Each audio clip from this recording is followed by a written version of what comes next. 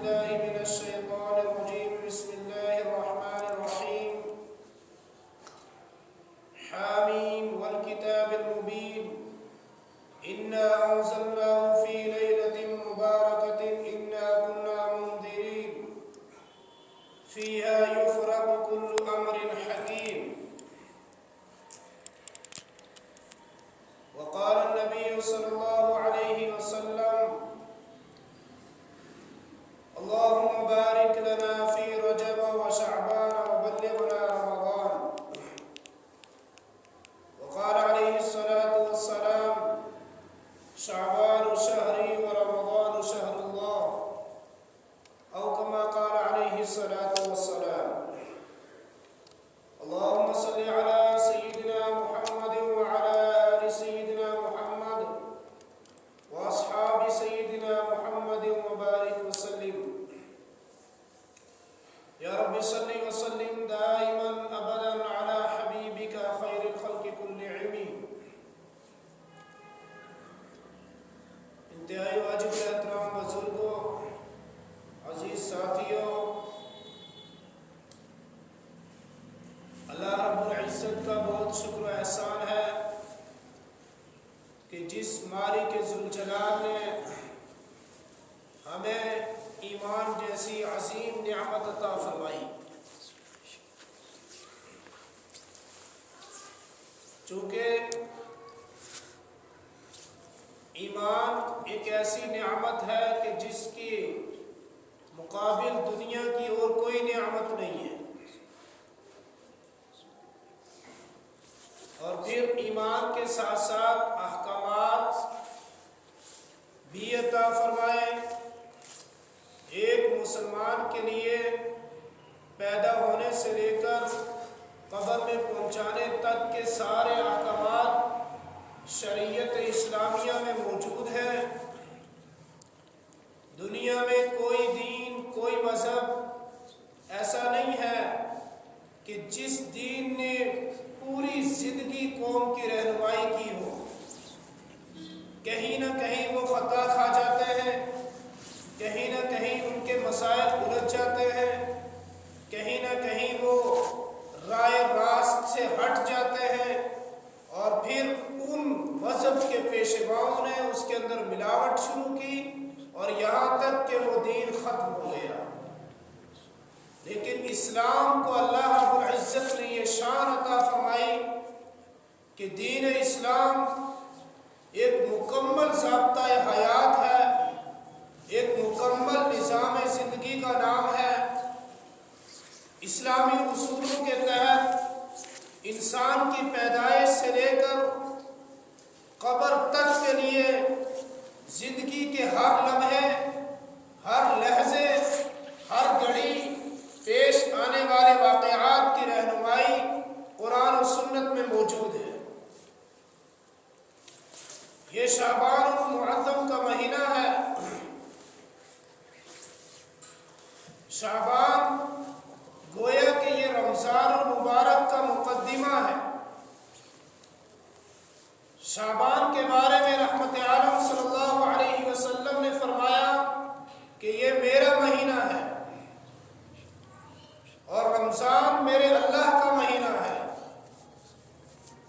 گویا کہ شعبان کے اندر رسول رحمت صلی اللہ علیہ وسلم نے امت کو ترغیب دلائی، امت کی رہنمائی کی کہ تم شعبان المعظم کے مہینہ ہی سے کمر بستہ ہو جاؤ، تیاری شروع کرو رمضان المبارک کے لیے. اپنے وقت اور اپنی مصروفیات کو کے لیے ایک جو ہے لاہ عمل اور ایک ٹائم ٹیبل تیار کرو تاکہ تمہیں رمضان شروع ہوتے ہی کچھ دشواریاں نہ آئیں.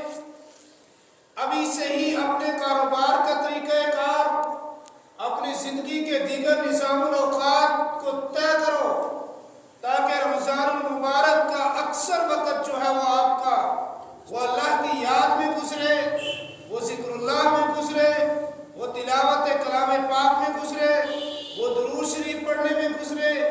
یعنی کہ رمضان کا آپ بھرپور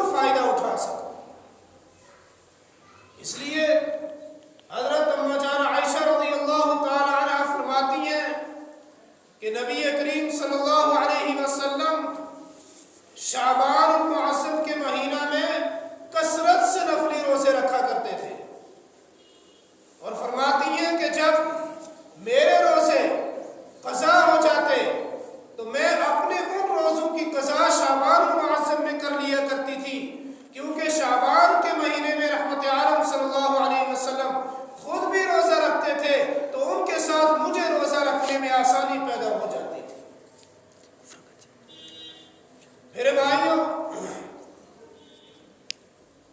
یہ ایام، یہ گھڑیاں خوش نصیب لوگوں کو ملا کرتی ہیں، اور شعبان المعظم کے روزے جو نفلی روزے ہیں باقی مہینوں کے روزوں کے مقابلہ میں، شعبان کے مہینہ کے نفلی روزے باقی نفلی روزوں کے بالمقابل زیادہ اجر و ثواب رکھتے ہیں، اور زیادہ فائدہ ہے اس کے اندر۔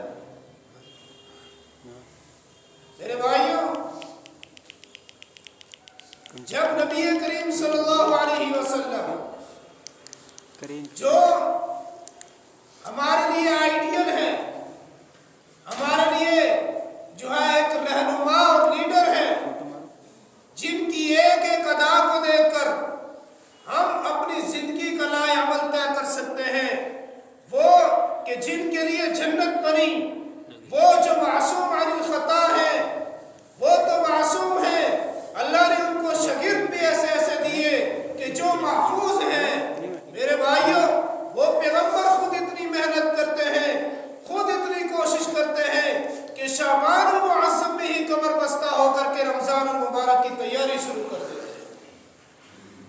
گویا کہ یہ امت کے لیے ایک پیغام تھا، ایک طریقہ کار تھا کہ آپ شعبان المعظم سے ہی رمضان المبارک کی تیاری میں لگ جاؤ۔ اور پھر شعبان المعظم کے اندر اللہ تعالیٰ نے ایک رات رکھی ہے جسے ہم شب برات کہتے ہیں۔ شب کا معنی رات ہے، اور برات کا معنی یہ نجات ہے، یعنی کہ نجات والی رات۔ کس سے نجات والی رات؟ اللہ سے بخشش والی رات، جہنم سے چھٹکارے والی رات، اور پھر اسی طریقے سے مغفرت والی رات، برکتوں والی رات، اور اعمال صالحہ کرنے والی رات۔ لیکن یاد رکھیے، اس رات کے بارے میں بہت سے لوگ افراط و تفریط کا شکار ہوئے، بہت سے لوگ ڈگمگا گئے، کچھ نے تو اس رات کی اہمیت کا سرے سے انکار کر دیا کہ شب برات والی کوئی رات ہے ہی نہیں ہے، اس کی کوئی فضیلت ہے ہی نہیں ہے، یہ گویا کہ ایک عام سی رات ہے۔ حالانکہ 17 صحابہ کرام رضوان اللہ علیہم اجمعین سے روایات موجود ہیں، جن روایات کے اندر مختلف طریقے سے شب برات کی فضیلت اور اہمیت کو بیان کیا گیا ہے۔ 17 صحابہ کرام، اور پھر جن لوگوں نے کہا کہ اس کی کوئی فضیلت نہیں ہے، اس کی کوئی اہمیت نہیں ہے، اس رات کی عظمت کو ختم کرنے کے لیے یہ افراد کا شکار ہو گئے۔ انہوں نے یہ ثابت شدہ فضیلت کو ختم کرنے کی کوشش کی۔ کہتے ہیں جی بہت ساری حدیث ہیں کہ جن کے اندر ذوق پایا جاتا ہے، لیکن امت کا جو عمل ہے وہ جو ہے علماء اور فقہاء اور محدثین کے دور سے آج تک چلا آ رہا ہے کہ وہ لوگ شب برات کے دن عبادتیں کیا کرتے تھے، اللہ سے دعائیں مانگا کرتے تھے، اور ذکر اللہ اور تلاوت کرتے تھے۔ حضرت علی رضی اللہ تعالیٰ عنہ سے روایت ہے، فرمایا کہ رحمت عالم صلی اللہ علیہ وسلم نے ارشاد فرمایا کہ شعبان کی نصف رات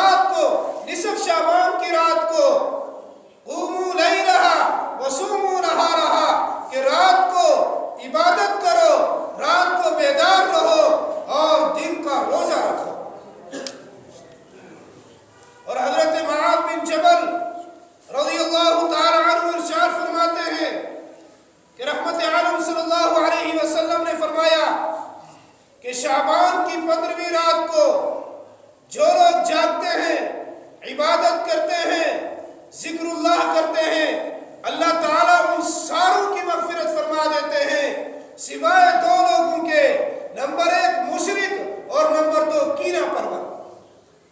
یعنی جو دل میں کسی کے لیے بغض پالتے ہیں، جو دل میں کسی کے لیے نفرت رکھتے ہیں، جو دل میں کسی کے لیے عداوت رکھتے ہیں، جن کے دلوں میں کدورت بھری ہوتی ہے، اللہ تعالیٰ ان لوگوں کو ان کے حال کے اوپر چھوڑ دیتے ہیں۔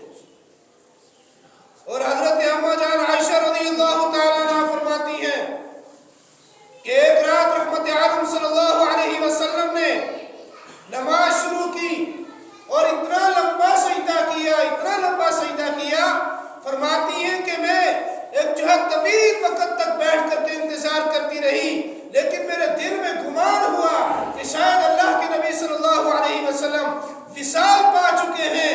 میں نے اللہ کے نبی صلی اللہ علیہ وسلم کے پاؤں کے انگوٹھے کو ہلایا تو انگوٹھے میں حرکت ہوئی، میں سمجھ گئی۔ اور جب اللہ کے نبی صلی اللہ علیہ وسلم نے نماز سے فارغ ہوئے، فرمایا عائشہ، یا کہا کہ حمیرہ، تو نے کیا سوچا کہ رسول اللہ نے تیرے ساتھ بے وفائی کی؟ اماں جان عائشہ فرماتی ہے میں نے عرض کی یا رسول اللہ ایسا کوئی مسئلہ نہیں ہے، بلکہ میں تو پریشان ہو گئی تھی کہ شاید آپ کا وصال ہو چکا ہے۔ اللہ کے نبی صلی اللہ علیہ وسلم نے فرمایا عائشہ تجھے پتہ نہیں آج کون سی رات ہے؟ میں نے کہا اللہ اور اللہ کے رسول بہتر جانے۔ فرمایا آج نصف شعبان کی رات ہے، اور اس رات جو شخص عبادت کرتا ہے اللہ کی خاص رحمت متوجہ ہوتی ہے اور ان لوگوں کی مغفرت فرما دی جاتی ہے۔ میرے بھائیوں، شعبان المعظم کی رات عبادت ثابت ہے، اس رات کی افضلیت اور فضیلت ثابت ہے، اس رات کی عظمت ثابت ہے، لیکن اس رات کے اندر کوئی مخصوص عبادت کی جائے یہ کسی حدیث کے اندر ثابت نہیں۔ چونکہ کچھ لوگ تو وہ آئے کہ جنہوں نے اس رات کو سرے سے انکار کر دیا، سرے سے اس رات کی فضیلت کے قائل ہی نہیں، سرے سے اس رات کی عظمت کو چھوڑ گئے۔ حالانکہ قرآن کریم کے اندر اللہ نے فرمایا حامیم والکتاب المبین انا انزلناہ فی لیلۃ مبارکۃ انا کنا منذرین۔ یہ لیلۃ المبارکہ، اس سے جمہور مفسرین نے مراد شب قدر کو لیا ہے، اور آگے فرمایا انا انزلناہ فی لیلۃ مبارکۃ انا کنا منذرین فیہا یفرق کل امر حکیم امرا من عندنا انا کنا مرسلین۔ فرمایا کہ اس رات ہم حکم جاری کرتے ہیں، اس رات ہم فیصلے کرتے ہیں۔ اور حالانکہ حضرت عکرمہ اور دیگر مفسرین کی ایک جماعت کا یہ بیان ہے، وہ فرماتے ہیں کہ اس رات امرن جو ہے یہ اس وجہ سے اللہ نے فرمایا کہ شاید اللہ نے قرآن کو تو شب قدر میں نازل کیا ہے، قرآن تو شب قدر کی ایک رات میں لوح محفوظ سے آسمان دنیا پر آیا، لیکن اللہ نے 2 چیزیں ہوتی ہیں، ایک فیصلہ ہوتا ہے، ایک نفاذ ہوتا ہے، ایک چیز کا انسان ارادہ کرتا ہے اور پھر دوسرا عمل اس چیز کو نافذ کرنا ہوتا ہے۔ اللہ نے ارادہ فرمایا اس رات جو شب برات کی رات تھی کہ ہم آنے والی شب قدر میں قرآن کریم کو نازل کریں گے، اللہ نے ارادہ فرمایا شب برات میں اور قرآن نازل ہوا شب قدر میں۔ تو گویا کہ اس لحاظ سے بھی اس رات کی فضیلت، لیکن کچھ لوگ اس رات کی فضیلت میں غلو کرتے چلے گئے اور انتہا درجہ آگے بڑھ گئے۔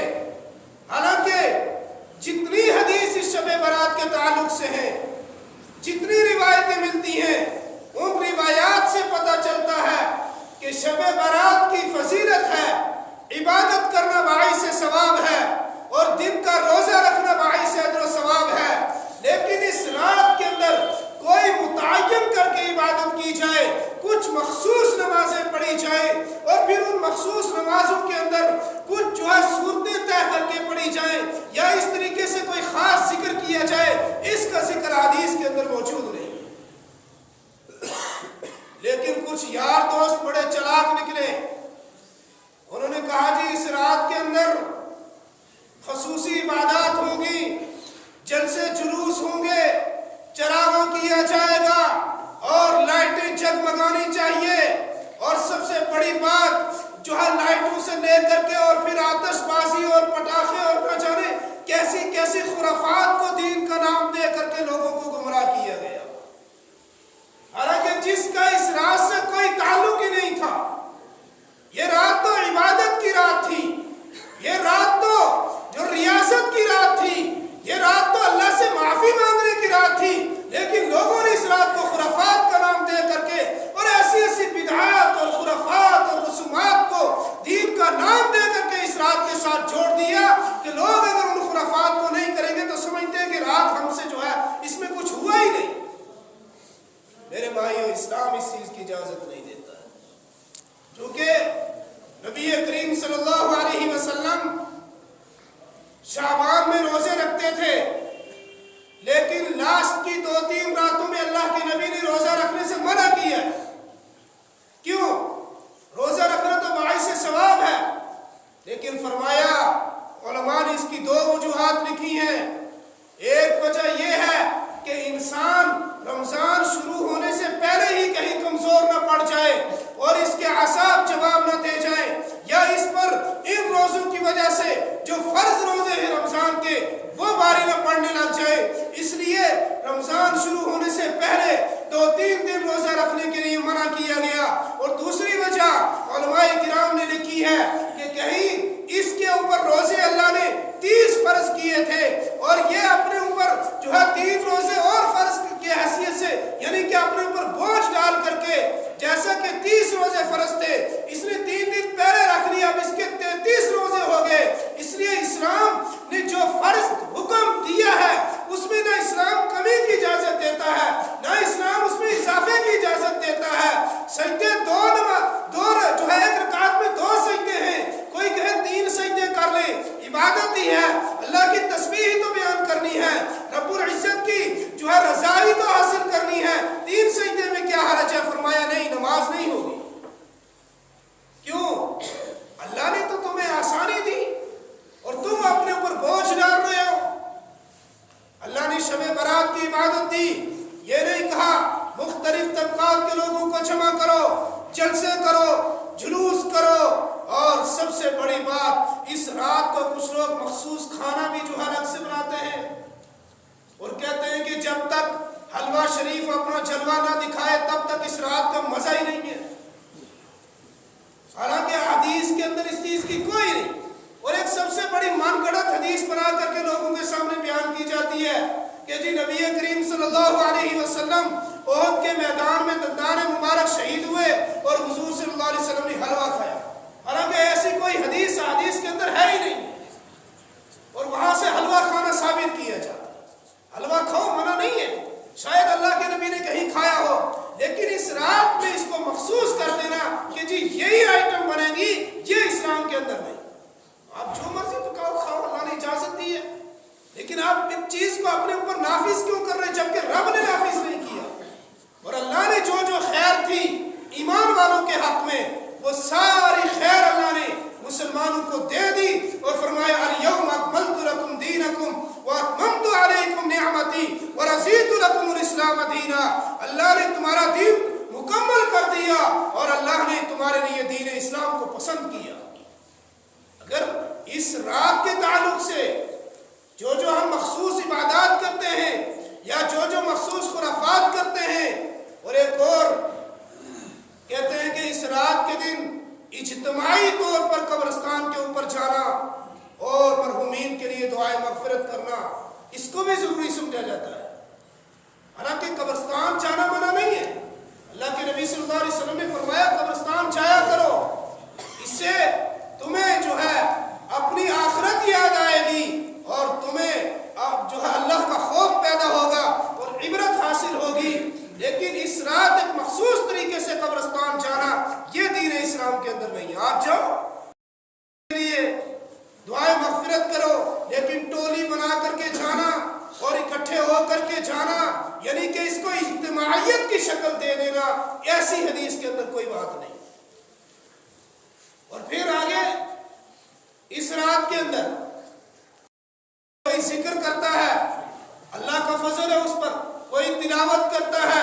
اللہ کے نبی صلی اللہ علیہ وسلم نے فرمایا اس رات اللہ رب العزت ایک بجٹ طے کرتے ہیں، یعنی کہ کتنے لوگ پیدا ہوں گے، کتنے مریں گے، اور رحمت عالم صلی اللہ علیہ وسلم فرماتے ہیں کہ میں یہ چاہتا ہوں کہ میرا جب نام اگر موت والے لسٹ میں لکھا جائے تو میں اس حالت میں ہوں کہ میری رات عبادت میں ہو اور میرا دن روزے کی حالت میں. اور مومنوں کے لیے یہ ہے. اللہ کے نبی صلی اللہ علیہ وسلم نے فرمایا اب دیکھو نا کتنے جو ہے ہمارے دوست، ہمارے رشتہ دار، ہمارے پڑوسی، ہمارے اعز و اقارب جو گزشتہ سال یہاں موجود تھے اس سال چلے گئے. اس لیے اس رات کو عبادت کرو، اس رات کو جو ہے عبادت کرو، جاگو، ذکر کرو، تلاوت کرو، قرآن کریم کی تلاوت کرو، درود شریف کا ورد کرو، اور اسی طریقے سے دن کو روزہ رکھو. اور جتنی خرافات ہیں ان خرافات سے خود بھی بچو، اور اگر کوئی ان خرافات کے اندر مبتلا ہو تو اسے بھی تنبیہ کرو. میرے بھائیوں، اس رات کے اندر 5 لوگ ایسے ہیں کہ جن کی اللہ تعالیٰ مغفرت نہیں فرماتے. ان میں نمبر 1 پر ہے مشرک، جو شرک کرتا ہو. شرک کرنے والے کی اللہ تعالیٰ اس رات کو بھی بخشش نہیں فرماتے. نمبر 2 کینہ پرور، جو کسی مسلمان کا اپنے دل میں بغض رکھتا ہو، کسی مسلمان سے جلتا ہو، کسی سے حسد کرتا ہو، اور کسی سے شدید نفرت اپنے دل میں پالے ہوئے ہو. اگر کسی کے دل میں ہو تو پہلے توبہ کر لے. نہ جانے زندگی پھر ملے یا نہ ملے، نہ جانے جوانی پھر ملے نہ ملے. اور اس رات میں بھی اللہ اگر معاف نہیں کریں گے، اور اس سے پہلے اگر ہمارا انتقال ہو گیا، رحمت عالم صلی اللہ علیہ وسلم دعا کرتے تھے اے اللہ تو ہمیں خیریت کے ساتھ رمضان تک پہنچا دے. یعنی کہ ان جو باقی ایام ہیں ان میں ہماری صحت اور ہماری جان کو محفوظ رکھ، تاکہ ہم رمضان المبارک کے انوارات اور برکات اور تجلیات سے فیضیاب ہو سکیں. نمبر 2 پر فرمایا کینہ پرور. اور نمبر 3 ماں باپ کا نافرمان. یاد رکھیں چھوٹی چھوٹی باتیں گھروں میں ہوتی ہیں، لیکن ایک بندہ تہیہ کر لے کہ وہ ماں باپ کی ایک بات بھی نہ سنے، ایک بات بھی ماں باپ کی نہ سنے، اور مسلسل اسے زبان درازی کرتا چلا جائے. فرمایا ایسے آدمی کی اس رات میں بھی بخشش نہیں ہوتی. اور نمبر 4 پر فرمایا کہ جو کسی کو ناحق قتل کرے، قاتل کی بھی اللہ تعالیٰ اس رات میں مغفرت نہیں فرماتے. اور نمبر 5 پر جو مسلسل شراب پیتا ہو، مسلسل شراب کا عادی ہے، روزانہ نشے کی لت لگی. ایسا نہیں ہے اگر کسی نے پی، توبہ کر لی، اللہ سے معافی مانگی، رجوع کر لیا، واپس آ گیا. نہیں، ایک آدمی مسلسل اسی میں ہے اور لگاتار اس نشے کے لت میں لگا ہوا ہے. فرمایا کہ اس آدمی کی بخشش اس رات میں بھی نہیں ہوتی. اور ایک بادشاہ نے ایک نوجوان کو چانس دیے، کہا کہ اگر تو بچنا چاہتا ہے تو تیرے پاس 3 چانس ہیں، یا قتل کر دے، یا زنا کر لے، یا شراب پی لے. اب نوجوان نے سوچا کہ ان میں سے سب سے ہلکا گناہ کون سا ہے. قتل کرنا بھی بہت بڑا گناہ تھا، شراب پینا، اس نے زنا کرنا بھی بڑا گناہ تھا. تو اس نے کہا کہ شراب پی لیتا ہوں. جب شراب پی تو اس شراب کی وجہ سے اس نے قتل بھی کر دیا، زنا بھی کر دیا. اس لیے کہ شراب ہر برائی کی جڑ ہے، شراب ہر فتنے کی جڑ ہے. اور کوئی بھی نشہ ہو، نشہ یہ جو ہے سراسر انسان کے اپنی جان کے ساتھ ظلم ہے، اور اپنی جو ہے پیسے دولت کے ساتھ. اور سب سے بڑی بات ہے کہ وہ بندہ اپنے دین اور مذہب کی اہمیت کو دوسروں کے سامنے جو ہے خود ذلیل ہوتا ہے، اور لوگ سمجھتے دیکھو جی مسلمان شراب پی کر ذلیل ہو رہا ہے. اس لیے اللہ نے ان احکامات سے جو ہے ہم سب کو اللہ نے بچائے حرام کاریوں سے، اور نیک اور راہ ہدایت کی طرف اللہ تعالی ہم سب کو پلٹنے کی توفیق عطا فرمائے. شب برات کی رات کو اللہ